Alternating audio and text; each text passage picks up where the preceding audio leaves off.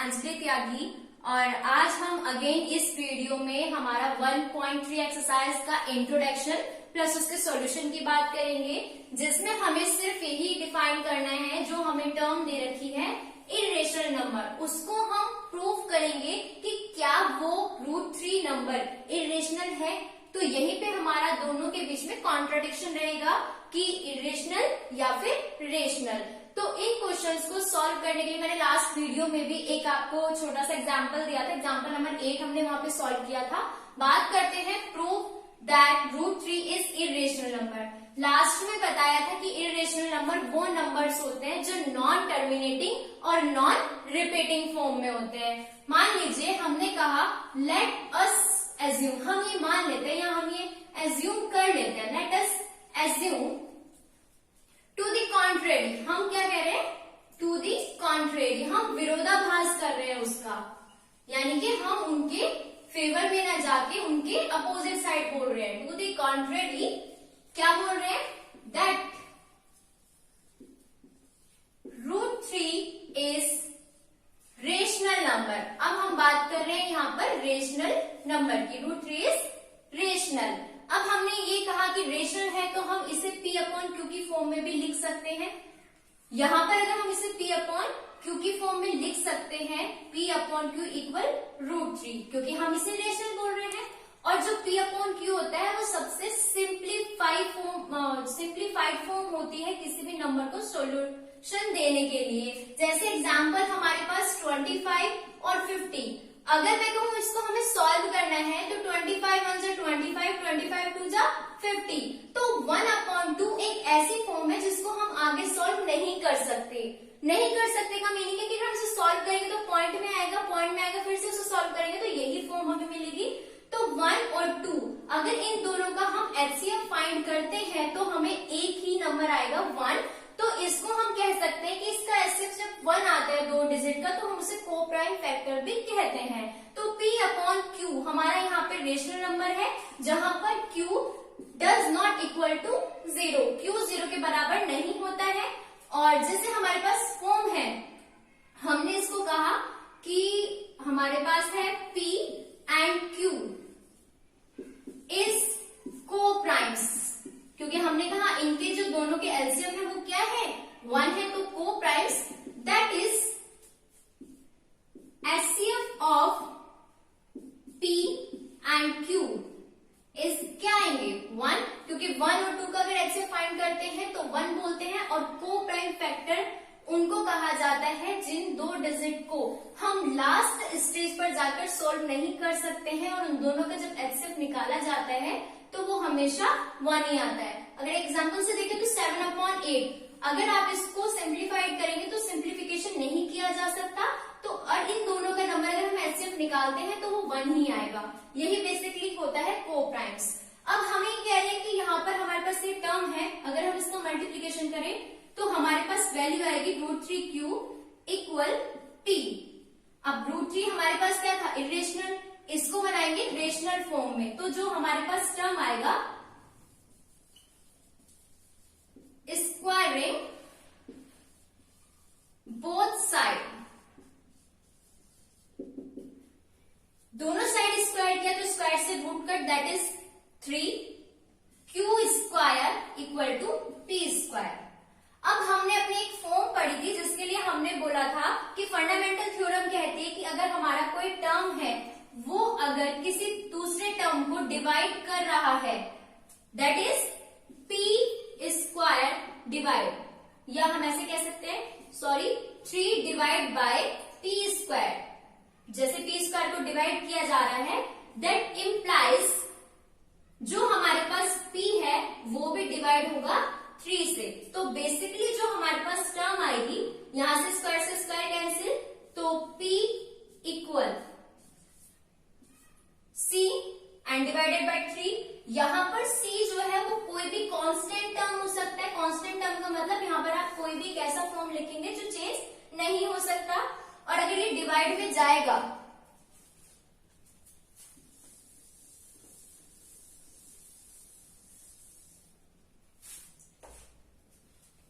यहां पर ये अगर इसको डिवाइड में भेजा जाए तो ये टर्म हमारे पास आएगी P इक्वल 3C। अब ये जो हमारे पास टर्म आया है, अगर मैं इसको इक्वेशन में रख दूं, यानी कि इस इक्वेशन में रख दिया जाए, मैंने कहा ये इक्वेशन 1 है, तो पुटिंग द वैल्यू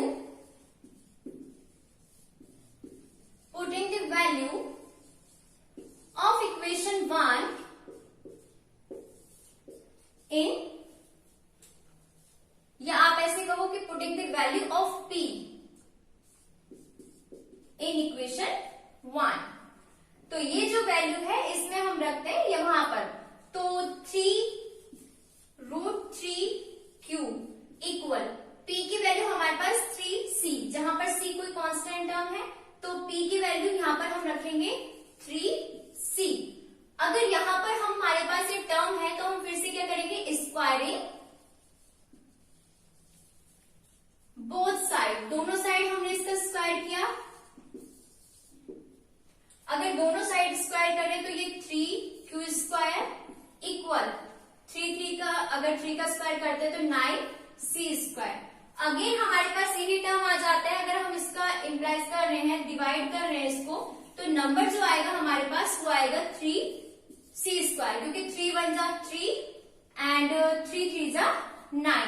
तो बेसिकली जो टर्म आया हमारे पास यहाँ पर ये है, और हम ये कह सकते हैं कि जब हमारे पास 3 डिवाइड बाई Q स्क्वायर, तो इम्प्लाइज दैट जो हमारे पास Q होगा वो भी किससे डिवाइड हो सकता है, 3 से डिवाइड हो सकता है। हम इसको कह सकते हैं कि अगर ये स्क्वायर को डिवाइड कर सकता है तो 3 सिंगल को भी डिवाइड कर सकता है। तो टर्म जो हमारे पास आएगा वो आएगा Q इक्वल, स्क्वायर से स्क्वायर कैंसिल, तो Q इक्वल 3D। यहाँ पर D कोई अनदर फॉर्म है, तो बेसिकली अगर हम यहाँ पर कहते हैं ये C और ये D, अगर इन दोनों वैल्यू को रख के देखें तो यहाँ पर भी 3 है, यहाँ पर भी 3 है, दैट इज जो हमारे पास HCF आया वो क्या है, 3 भी है और 1 भी है। बट बेसिकली इस टर्म में हमने कहा था कि ये को-प्राइम फैक्टर है जिसकी वैल्यू क्या है हमारे पास 1 है। अगर यहाँ पर ये 1 है तो हम क्या कह रहे हैं कि यहाँ पर ये 3 भी आ रहा है, तो यही हमारा क्या होगा, कॉन्ट्राडिक्शन होगा, मतलब by method of contradiction. This contradiction, अब लास्ट स्टेज में हम कह सकते हैं this contradiction has arisen due to our wrong conception, wrong assumption, मतलब हमने गलत माना था, हमारे गलत मानने से ये रीजन स्टार्ट हुआ, यहाँ पे कॉन्ट्राडिक्शन हो गया। कॉन्ट्राडिक्शन मतलब विरोध हो गया, मतलब हमने कुछ गलत ऐसा मान लिया। इन्होंने कहा था कि जो √3 है वो इरेशनल है, बट हम जिद कर रहे थे कि ये रेशनल है, बट हमारा क्या था, ये कॉन्ट्रेरी पार्ट था। तो वहां पर हमने कहा कि हमारा जो था अजम्पशन था, हमने जो माना था वो हमने गलत मान लिया था। लास्ट में हम लिखेंगे √3 इज इरेशनल नंबर, लास्ट में हम लिखेंगे √3 is irrational. So pause the video and note it to be done. बात करते हैं अपने एग्जाम्पल नंबर 10 की। Show that 5 minus √3 is irrational number. Last में अभी हमने वही किया था कि हम यहाँ पर क्या √3 को फाइंड कर रहे थे, और सेम वही हमें यहाँ पर फिर से मानना है। तो हमने कहा लेट अस नॉर्मल से वही एज्यूम, लेट अस एज्यूम, हम ये मान लेते हैं कि 5 माइनस √3 इज रेशनल। हमने इसको माना ये क्या है, रेशनल है। अगर ये रेशनल टर्म है हमारे पास तो हम इसे P अपॉन Q की फॉर्म में लिख सकते हैं। P अपॉन Q इक्वल होगा 5 माइनस √3 के, यही हमने मानना है। अगर हम इसको मान रहे हैं तो जहां पर वेयर एज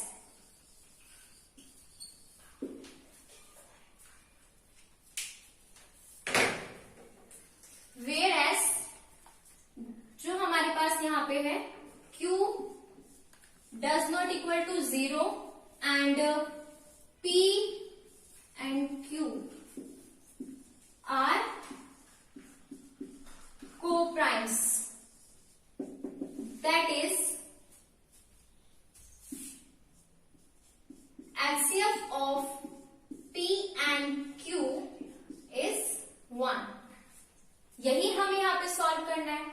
अब यही हमें बताना था कि जब हमारे पास ये क्या है, P और क्यू हमारे को प्राइम्स है, दैट इज ऐसे टर्म है कि इनको हम और सिंप्लीफाई नहीं कर सकते और इन दोनों का एचसीएफ लास्ट स्टेज पर आकर 1 ही आने वाला है। तो अब अगर हमारे पास ये फॉर्म है, यहाँ पर ये प्लस में है, इधर जाके क्या हो जाएगा, माइनस में हो जाएगा, p/5 -5 इक्वल -√3। इस टर्म को अगर फाइंड करेंगे, सॉरी p/q, देन अगर इस फॉर्म को हम फाइंड करें तो p एलसीएम लेंगे 5q/q इक्वल -√3। बेसिकली ये माइनस है, अगर पूरे इक्वेशन को माइनस से डिवाइड कर दिया जाए तो -p + 5q/q इक्वल √3। आप ऐसे भी सॉल्व कर सकते हैं, क्यों? क्योंकि अगर हमने इसको माइनस से डिवाइड किया तो माइनस करने पर सारे टर्म चेंज हो जाते हैं, माइनस माइनस प्लस, और यहाँ पर जो प्लस है वो plus minus minus and minus minus plus, तो फॉर्म चेंज हो गई। अब यहाँ पर जो ये टर्म है ये हमारे पास रेशनल है और ये क्या है, इरेशनल। तो जो हम कहेंगे फर्स्ट जो हमारा स्टेप होगा, rational form does not equal to irrational. पहले तो यही बात, अभी हमें पता है ना कि ये जो फॉर्म है हमारे पास क्या है, इरेशनल है, और इरेशनल है तो ये वाला पार्ट रेशनल, और रेशनल पार्ट कभी भी इरेशनल के इक्वल नहीं होता। दूसरा क्या फॉर्म है कि जो हमारे इसके प्राइम फैक्टर होते हैं, जो है यहाँ पे हम लिख सकते हैं coprimes, that is HCF of p and q is equal to 1। तो थर्ड में लास्ट बस जब ये इक्वल ही नहीं है तो हम यहाँ पे लिख सकते हैं this contradiction has arisen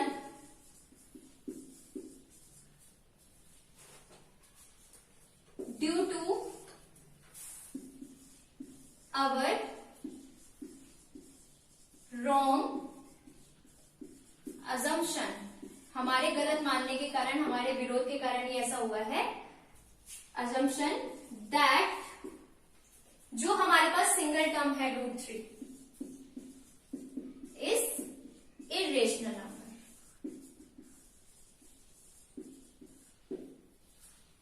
so pause the video and to be noted down. अब हम बात करते हैं अपने एक्सरसाइज 1.3 के सॉल्यूशन नंबर 2 पर।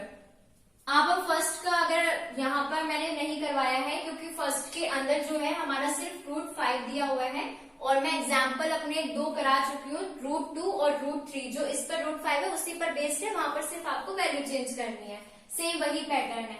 अब ये थोड़ा यहाँ पर थोड़ा चेंज हो गया है 3 + 2, लेकिन लास्ट क्वेश्चन जो था हमने इसके ही बेस पर किया था। फिर भी यहाँ पर हम समझते हैं इस क्वेश्चन को, हमें सिर्फ इतना बताना है कि इरेशनल नंबर है तो है, हमें सिर्फ ये प्रूव करना है। इसके लिए अगर हम कहते हैं लेट अस अज्यूम, फिर से हम एज्यूम, क्योंकि इस चीज में हमें सिर्फ एज्यूम ही करना है और एज्यूम मानकर हमें सॉल्व करना है। लेट अस एज्यूम, अब हमने माना क्या है ये चीज कि 3 + 2 √5। अगर आप चाहें तो इसमें लिख सकते हैं टू दी कॉन्ट्रेरी या बाय कॉन्ट्रोडिक्शन मेथड, वहां पर हम कॉन्ट्रोडिक्शन मेथड अप्लाई कर रहे हैं। 3 +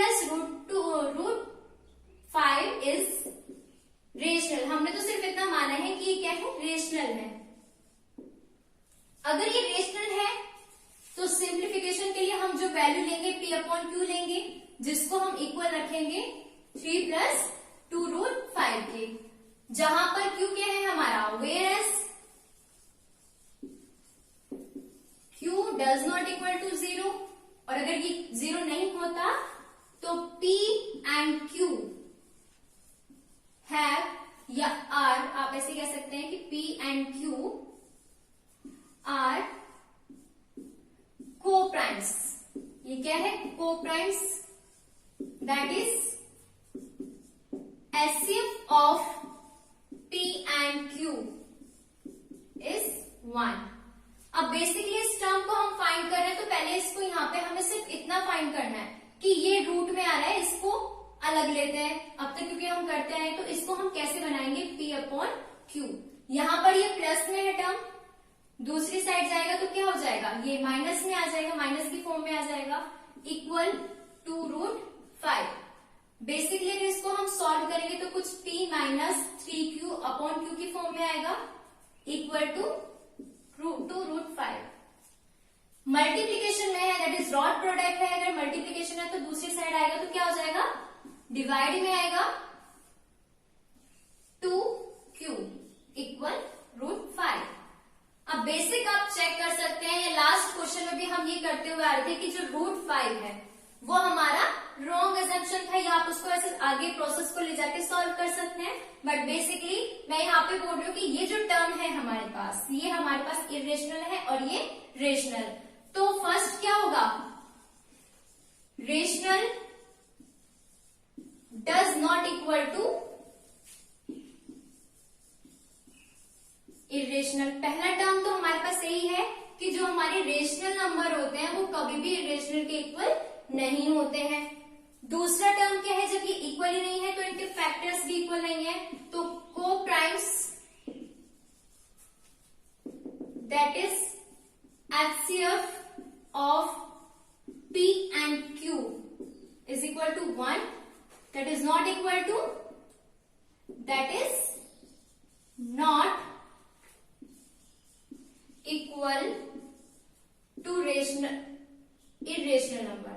जो हम कहेंगे कि इरेशनल नंबर के साथ इनके को प्राइम फैक्टर भी सेम नहीं होते। और थर्ड लास्ट हम बोलेंगे due to our wrong assumption, हमारी गलत मान्यता के कारण, या हमने गलत जो मान लिया था अजम्पशन, क्या माना था, दैट रूट 5, या हम पूरा टर्म लेंगे, हमने पूरा ही माना था 3 प्लस 2 रूट 5, क्योंकि वो टर्म इसी के साथ ऐड है। हमने तो यहाँ सॉल्व किया ना, बट बेसिक जो टर्म है ये टर्म है हमारे पास, तो ये पूरा का पूरा जब इसके साथ ऐड हो चुका है तो वो टर्म भी इरेशनल हो गया है। तो 3 plus 2 root 5 is irrational number.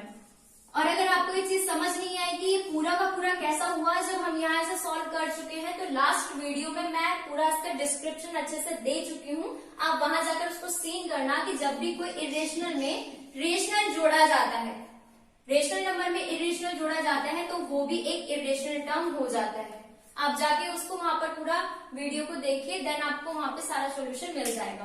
अब यहाँ पर जो टर्म है आप इसको वीडियो को पॉज कीजिए और नोट कीजिए। ओके, अपने नेक्स्ट क्वेश्चन थर्ड नंबर पे आते हैं, जिसमें हमें 3 पार्ट दिए हुए हैं, जिसमें हमें प्रूफ करना है कि सारे के सारे क्या है, इरेशनल नंबर है। लेकिन हम फर्स्ट टर्म को लेंगे, हम सिर्फ बात करेंगे पहले की।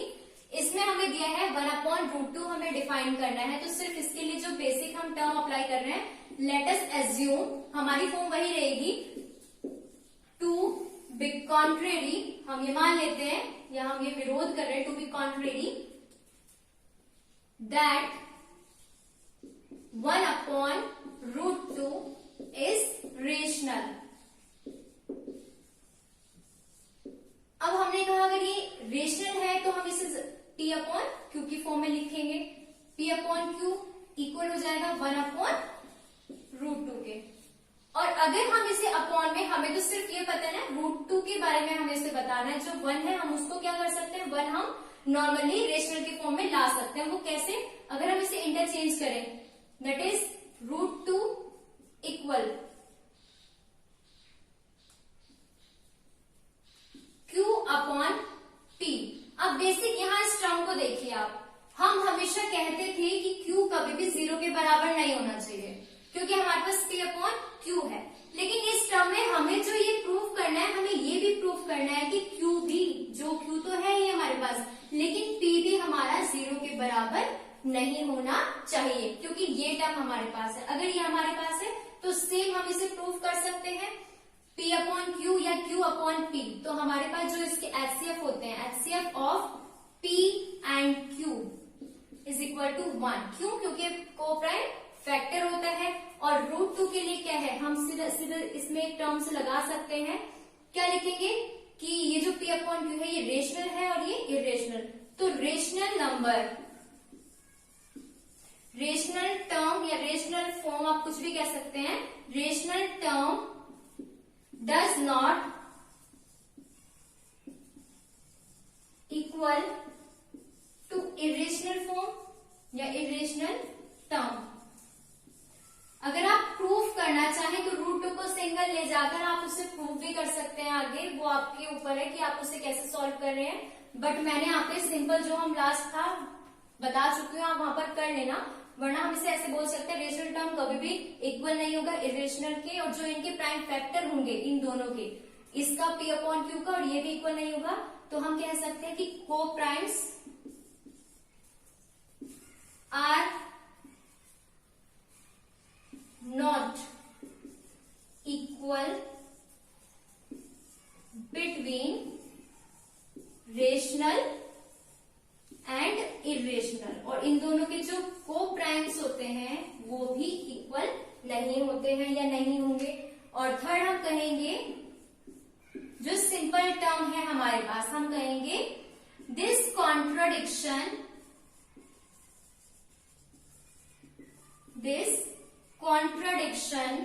Has arisen. ये क्यों हुआ है, कॉन्ट्रडिक्शन अराइज ही क्यों हुआ है, ये अराइजिंग इसलिए हुआ है क्योंकि हमने गलत मान लिया था, due to our wrong assumption. ये हमारे गलत मानने की वजह से हुआ है ऐसा कि यहाँ पर ये सब ऐसे सॉल्व किया जा रहा है। तो मतलब हमने कहा कि हमारे गलत मानने से हुआ है, और गलत मानने से क्या हुआ है, दैट था क्या, अब सही क्या होगा, दैट जो हमारे पास है यहाँ पर हम पूरा टर्म लेंगे क्योंकि हम उसे ही सॉल्व कर रहे, तो हम लिखेंगे 1/√2 इज रेशनल। अब हमारे पास ये टर्म है, आप समझ गए होंगे इतने क्वेश्चंस में, लेकिन हमारे पास यहाँ 7√5 है। अगर हम इसे भी सॉल्व करें, अब मैं यहीं पे इसमें चेंज करके बता रही हूँ आपको, 7√5 है तो हमने सिर्फ यही माना कि हमारे पास 7√5 क्या है, एक रेशनल नंबर माना है, तो हमारे पास ये टर्म भी क्या होगी 7√5 ही, हम इसे इक्वल मानेंगे। अगर हमने इसको माना तो आप सिंपल चेक कीजिए, ये इसके साथ डॉट प्रोडक्ट में है, अगर इसको चेंज किया जाएगा तो ये किस फॉर्म में आएगा हमारे पास, मल्टीप्लीकेशन में आएगा, दैट इज ये कैसे होगा, P/7Q की फॉर्म में होगा। और यहाँ पर क्या बचेगा हमारे पास, 5 बचेगा। अगर हम इसको फिर से सॉल्व करेंगे तो इसके को प्राइम फैक्टर यहाँ पर है, तो हम लास्ट में कह सकते हैं कि जो हमारे पास टर्म है 7√5 वो क्या है, यहाँ पर हम इसे बताएंगे कि हमारे रॉन्ग एजम्पशन से ये क्या था, इरेशनल। लास्ट क्वेश्चन में भी आप यहाँ पे इरेशनल कर लीजिएगा, तो हम बताएंगे इरेशनल, बेसिकली यही फॉर्म होगी। एंड थर्ड 6+√2 जो है हमारे पास, अगर इसको हम सॉल्व करेंगे तो सिंपल टर्म है, आप यहाँ पर 6+√2 लिखिए, और देन यहाँ पर भी उसको थोड़ा चेंज कर देंगे, P/Q की फॉर्म है 6+√2 की, प्लस में है, दूसरी साइड जाएगा तो किस में हो जाएगा, बेसिकली माइनस में होगा, यानी कि P/Q माइनस में इक्वल √2। आप इसको सॉल्व करेंगे तो टर्म आएगा आपके पास P-6Q/Q इक्वल √2, और √2 को आप सॉल्व कर सकते हैं, तो लास्ट में आप फिर से जाकर कह दीजिएगा कि जो हमारे पास √2 है, या आपका जो पूरा टर्म है 6+√2 वो क्या है, इरेशनल। इसी तरीके से आपके एक्सरसाइज के सारे क्वेश्चंस हो गए हैं। और अगर आपको ये वीडियो इंफॉर्मेटिव लगी तो आप इसको बेसिकली शेयर कर सकते हैं, और सब्सक्राइब करना ना भूलिए, और लाइक करने का बिल्कुल भी मत भूलना।